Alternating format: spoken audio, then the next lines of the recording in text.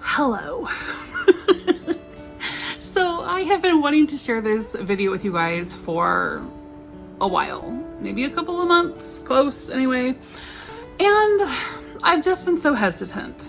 So this is my 50 by 50 challenge. The reason why I've been hesitant is because I don't know if I actually want these books all on my 50 by 50 list.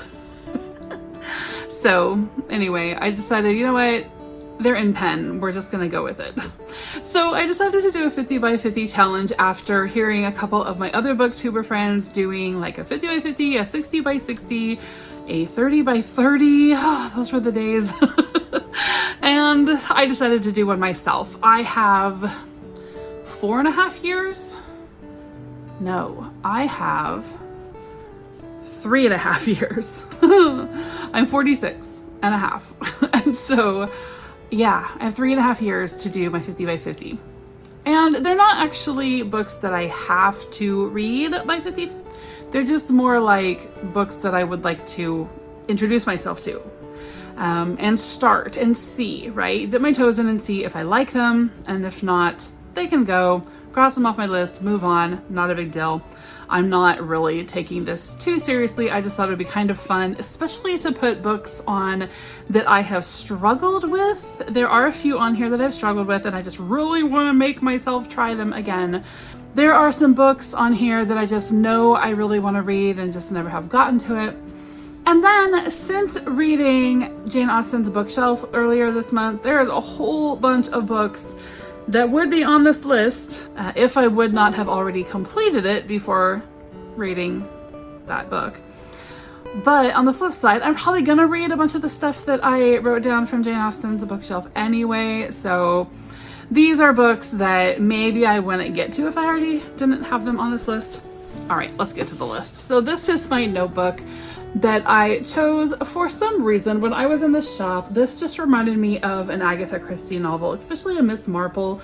There's one where she's on the Caribbean. There's a Poirot where, actually a couple of Poirots where they are in locations that look like this. And so I just thought something about that reminds me of Agatha Christie, therefore it was bookish, therefore it was a good journal for my 50 by 50 book challenge. So I have made myself a pretty little page here. It says 50 by 50, compiled May 2025. But, you know, like I said, this is July. It's been sitting for a little bit. To be completed by October 23rd, 2029, which is my 50th birthday. Note to self. Glorious self, it is with the utmost confidence that I submit to you the following 50 titles for your perusal and potential enjoyment. May you be thoroughly delighted and scandalized in turns. Signed, me. So here are my picks for the 50 by 50. Now I had this really brainy idea that I would read all of the rest of the works by Charles Dickens that I had not yet read. But then I got to thinking, you know, that's just gonna take up too much of the list. So I chose 12. And those 12 are The Pickwick Papers, Oliver Twist, Nicholas Nickleby, The Old Curiosity Shop, Barnaby Rudge, Martin Chuzzlewit, Dombey and Son, David Copperfield, Bleak House, Little Dorrit, A Tale of Two Cities, and Our Mutual Friend. And so then I started getting into books that I've heard a lot about, books that I think I just probably should know the story of, books that had been recommended.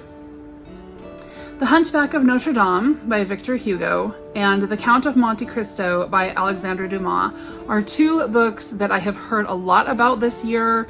Several people that I like watching have read these and talked about them. Neither of them sound like my kind of book. And I know at least The Count of Monte Cristo is super long. I don't know how long Hunchback is.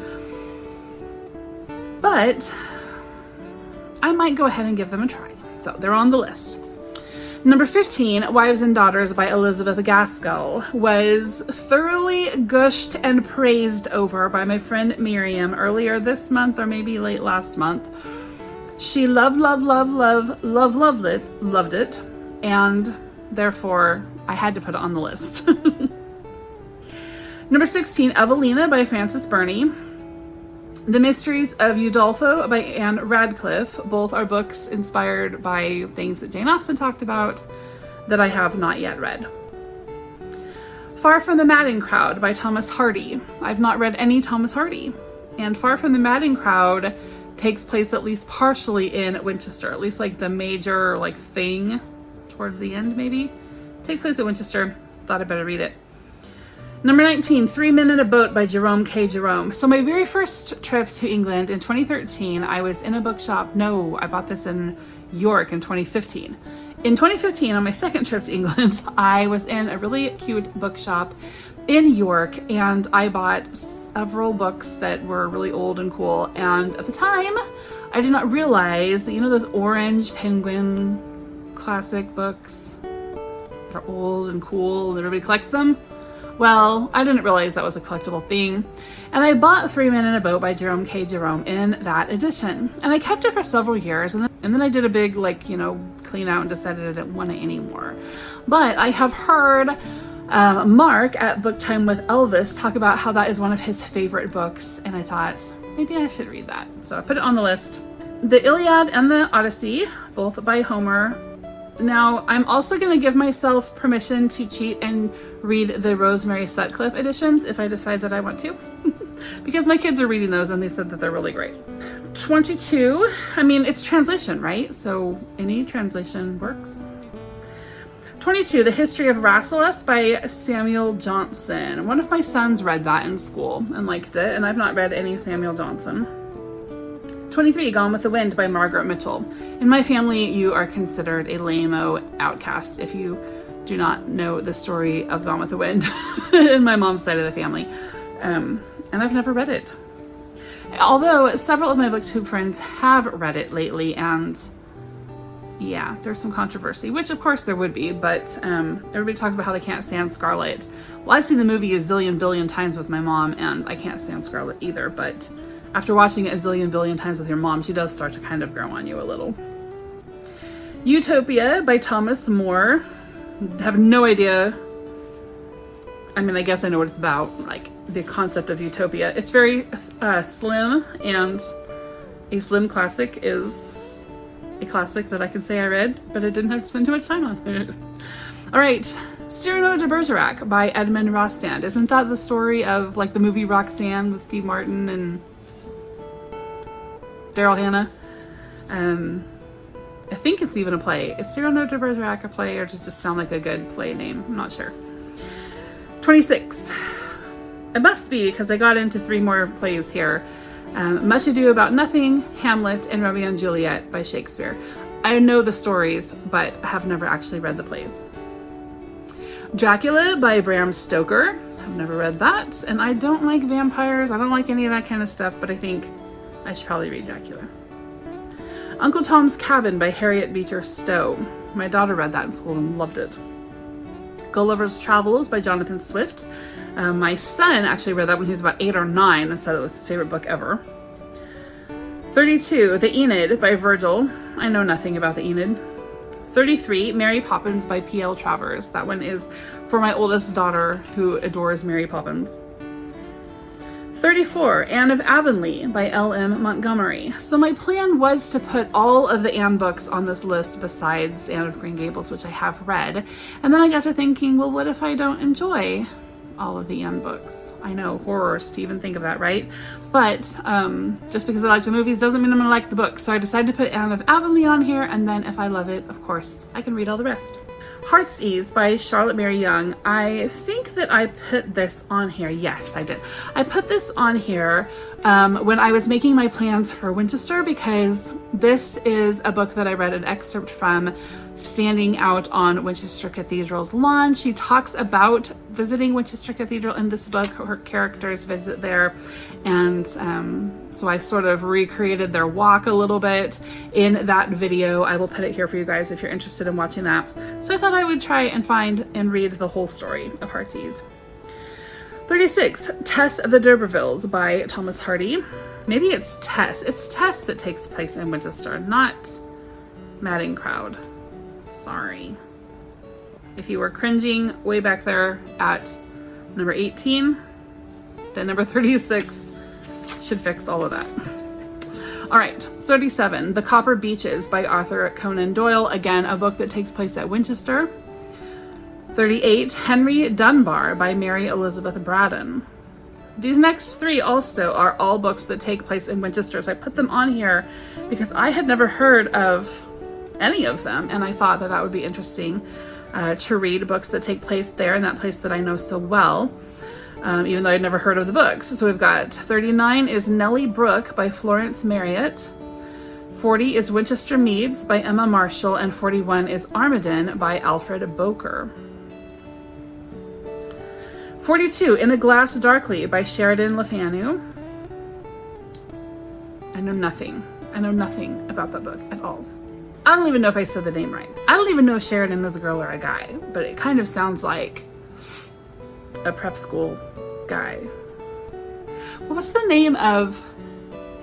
Oh, I know what I'm thinking of. Isn't that on Keeping Up Appearances, right? And Hyacinth, right? Hyacinth Bouquet. Isn't her kid Sheridan? She's on the phone. Sheridan! Okay. Anyway, 43. Out of Africa by Karen Blixen. My mom said that's a wonderful story, Out of Africa. I also have a book of her Gothic tales I might read this winter. 44, The Fellowship of the Ring by J.R.R. Tolkien. Now, I have actually started this one. I started listening to the audiobook on the way back from Oregon, or maybe on the way out, actually. I think I've listened to just a little over 6 hours.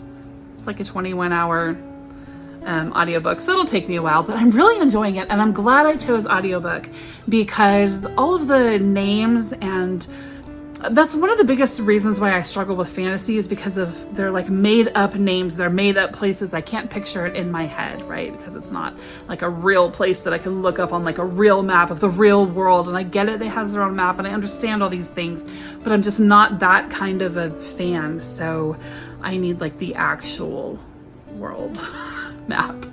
Anyway, listening to it on audiobook, he pronounces everything. He does all the voices. It's narrated by the guy that does Gollum, Andy Serkis? Is it Andy? Anyway, he's the narrator, and he does all the voices that sound like the movie people. And so I know the movie really well, right? Because I've watched it with the kids, but there's so much more in the book, and I am really enjoying it. 45, The Sea of the Sea by Iris Murdoch. That's a book that I have seen on my mother's bookshelf like my whole life. And then I read about it in, I can't remember the name of the book, but there was a bookstore owner who recommended this also. I don't know. I'll try it. 46, Dr. Faustus by Christopher Marlowe. I've been wanting to read a Faustus story, but I don't want to read like the gross one by the gross guy that was written like in the 20th century. 47, The Once and Future King by T.H. White. That's a story about Arthur. Some of my kids read it for school. Most of my kids DNF'd it because like there's cussing in it and it was bugging them. 48, Memento Mori by Muriel Spark. I don't know what sparked me to put that on here, but I guess it's on there. 49, The Blind Assassin by Margaret Atwood. Again, I'm not really sure why I put that on there, but I did. And then number 50, The Sidney Salter by Mary and Philip Sidney. I may not read the entire Salter, but at least part of it. So the Sidney Salter is something that I meant to look for when I was in England. And actually, I think I did look a little bit, but I couldn't find it. But I do think that Waterstones carries it online. So anyway, it is basically the Psalms rewritten by Mary Sidney. She had to put her brother's name on it too because, you know, those were the days. But she lived in the time of Queen Elizabeth I-ish, and she rewrote the Psalms, and they're apparently super beautiful and awesome and one of the coolest pieces of literature ever. And so I want to find those and read through some of those. The thing about this list is I really had to just stop overthinking it. I just really needed to just jump in and do it because I knew I wanted to do it. I've known for like 9 months that I wanted to make this list, but the thing is I have to have it done by the time I'm 50, right? And so I just like lost 9 months. So I decided to just go ahead and stop overthinking it, just put some stuff on the list, see what happens. I don't have to read these all the way, I just need to try. So we'll see. I don't know if I will actually even get to try all of them by the time I'm 50, but if not, there's always 55 by 55, right? The keyword for this video is holiday, and with that I want to share with you guys some video from my trip to Chawton. Last month I went on a trip to England and visited some Jane Austen sites in preparation for a tour that I'm getting ready to announce and will be hosting next spring for anyone who wants to come along with me and see some Jane Austen sites in England. But I did spend a day in Chawton. I took the walk out there from Alton, and it was a walk that Jane Austen herself would have taken many times, several times a week. It was just her regular walk into town. And so I want to show that. I also visited the Jane Austen house and Chawton Manor, but I didn't take a whole lot of video inside. In fact, I probably didn't take any video inside now that I think about it. Just because they're paid sites, right? And they really want to keep this a special experience for people who have made the trip. And because it's important to them, I didn't want to dishonor that by making videos inside. So I'll show you some stuff from outside. You can see some of the beautiful things that I experienced. But if you want to tour these things inside, as well as lots of other cool Jane sites, and just hang out with me and other Jane Austen fans for a week in England, be sure and check down in the description box where I have a link where you can sign up to get on my email list, and I will email you when I put out the announcement. There is going to be a waiting list, I'm sure, and these spots will fill up, so you want to be sure and get notified of that in case you want to go. So you can get all the details right when I get ready to announce that. So otherwise, I hope everybody is having a really great day, and I will see you soon. Bye-bye. If I end up succumbing to temptation and I go into this store today, that is the book I'm going to get right there. That green one, Marigold Garden by Kate Greenaway. I collect anything I can find with her artwork in it. It is so cute, and I've loved her artwork ever since I was a really little girl. But then as I got older and started studying Regency and Georgian era history, I realized that that's the time period at which her artwork is set. And maybe that's why I loved it. I was a Regency fan before I knew it was a thing. When I arrived in town yesterday, I saw this sign and other signs talking about Anstey Park. And I was wondering, why is that familiar? And then last night when I was finishing Arabella, I realized it's because that is the name that Arabella's brother takes when he is trying to hide his identity when he goes to London. So I thought that was a pretty fun coincidence.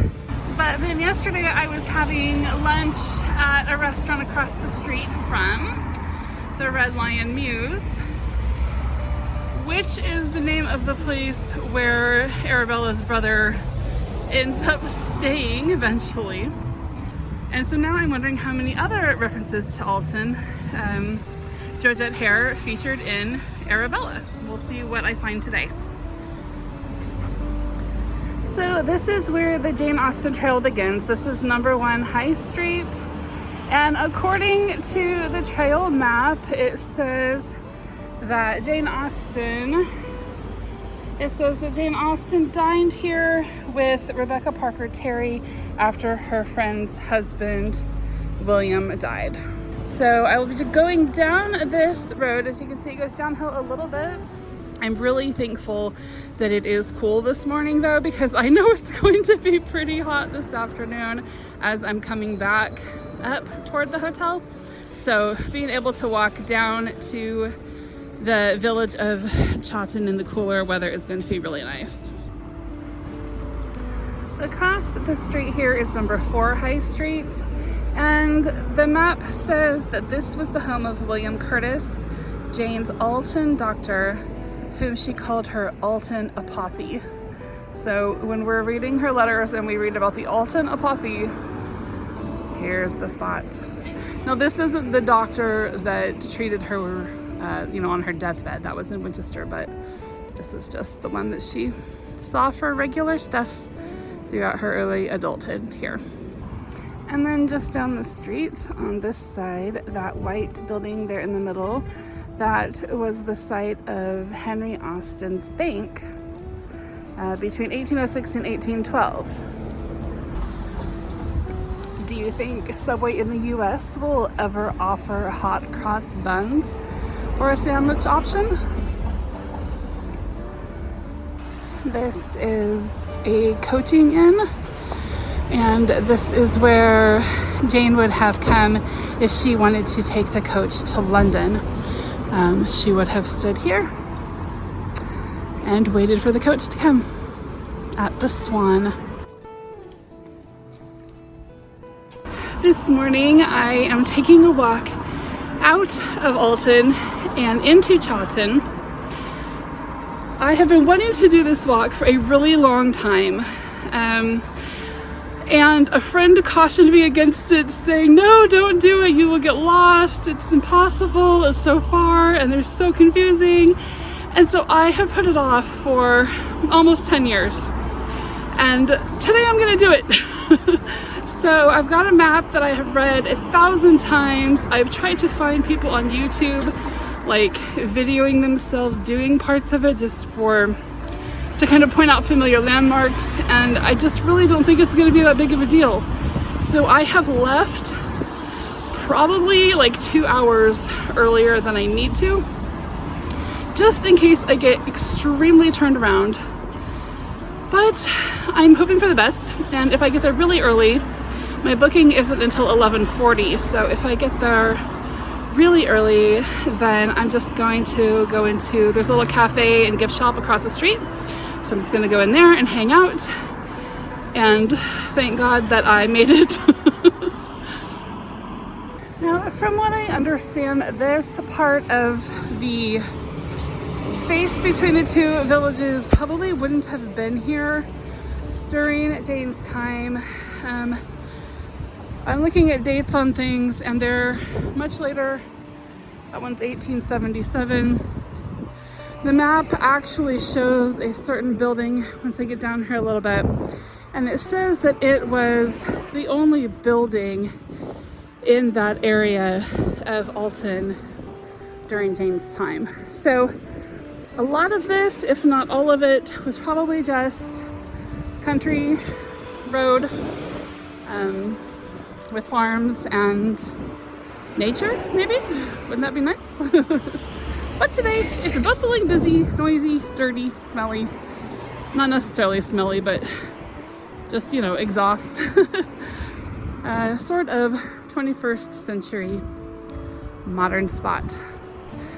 So far, I have not gotten lost, but honestly, it's just a straight road. The road name changes as I walk down, just like it did for me in Winchester, so I have to be aware of that. But I have about 30 more addresses before I have to make a turn. I originally was going to stop at this house because of the gorgeous flower garden. It's so pretty. But there is a plaque beside the door that says that Jane Austen lived here. So we'll have to look into that. I am at about 46-ish Butts Road in Alton.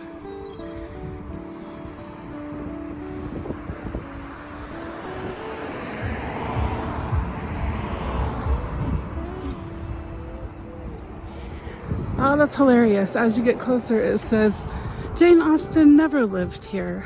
Try 15 minutes down the road. Oh, I love that. They got me.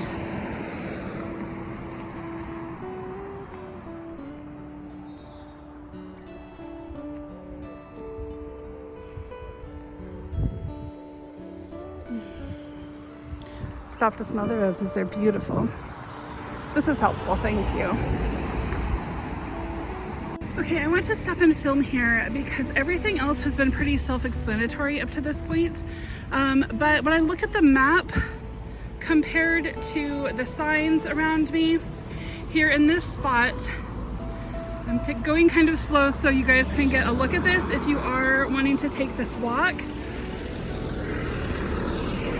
The map seems as if I should continue across the road here and maybe go down that walking path right there. But the signs I'm looking at make it sound like I should actually keep going this way down Winchester Road. So taking a right, here's the sign of Chawton. Just staying on this sidewalk here. And there are signs, once you get around the corner here, it says Winchester Road. It says Winchester Road. There's a sign up here. It says Jane Austen's house is that way. So I'm gonna take my chances and go this way. So I think we actually go this way instead. And yes, now that I am almost all the way around the circle, I'll give you a look at where I'm at here. I do see another Jane Austen house sign there at the end of the road pointing to the left. So what we can actually do, which was my first instinct to do, is once you get under that railroad pass right there, just keep following the road around to the right. You don't actually have to go around this circle of the park here. There's a little road here. You can kind of see somebody over there in white. Well, maybe they're actually coming this way too. So you can just actually, where those people are walking right there, just keep going straight down that road. You'll go like this, and you'll pass right by where I'm gonna come out here, and just keep going straight down that road.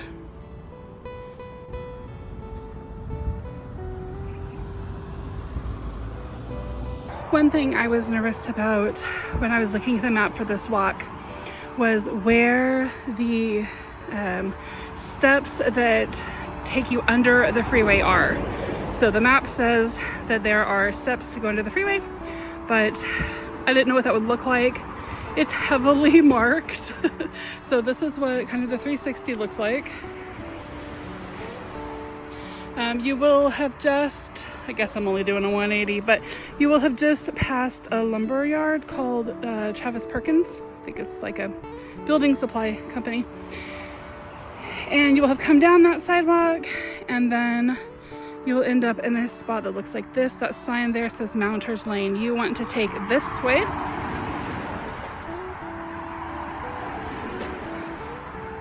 And when you get down here, you will see Chawton, map, Jane Austen Trail. Like, can't miss it, right? But it was one of the things that made me nervous, so I thought I would put it in this video because I cannot find anything on YouTube that actually shows some of these parts of the trail that had made me so nervous to take it. So far, it has been very easy.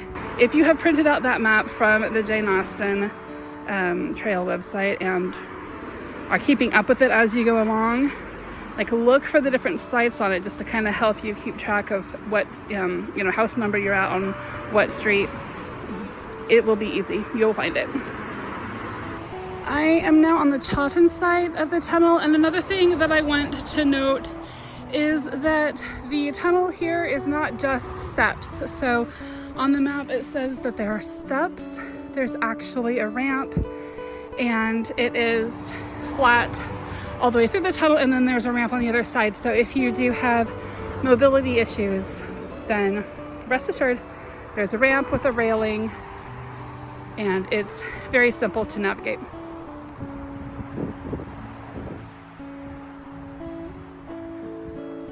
When I was here with a friend in 2015, she took the time to explain to me all about how to put on the thatched roof. In fact, I think that there was some men actually up on a roof closer to Jane Austen's house where they were putting thatched roofing on. And so my friend took the time to explain it all to me, which I thought was really sweet. It's a memory that I will always have.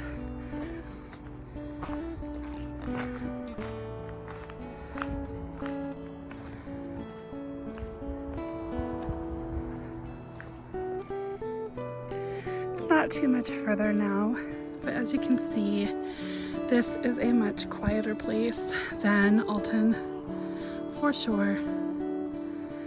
You can hear the birds.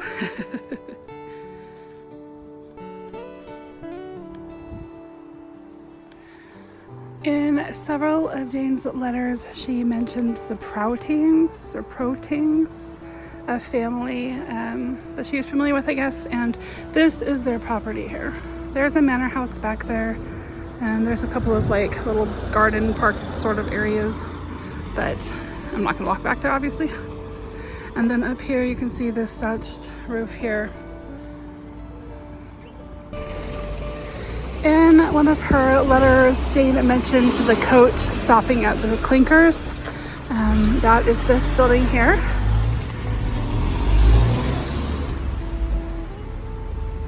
A blacksmith shop. And then right next door we have Jane's house. Now, like I said, I'm an hour and a half early, so I'm gonna go into the cafe and hang out for a little bit until time to check in. The Grey Friar is a pub across the street, which I have gone to several times and really enjoyed it. It's really fun in there and just super old. I didn't mention that the Clinker Cottage here is from, I think the sign said 1509. That's pretty cool.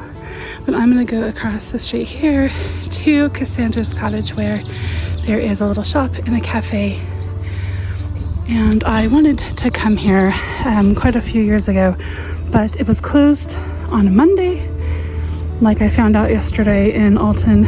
For some reason, many places around here are closed on Monday. But here is Jane's house, and weirdly, compared to many of the other places here in the village, it's just not quite as cute, is it? But still, a place of pilgrimage for us all. Because I had arrived so early, I did have quite a bit of time to sit here and think.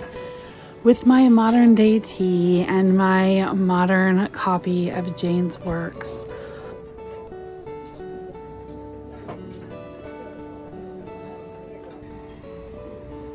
I was sitting directly across from the window at which she put her writing desk, and imagining her looking out the window at the very spot that I was sitting in and asking herself, is this even worth it?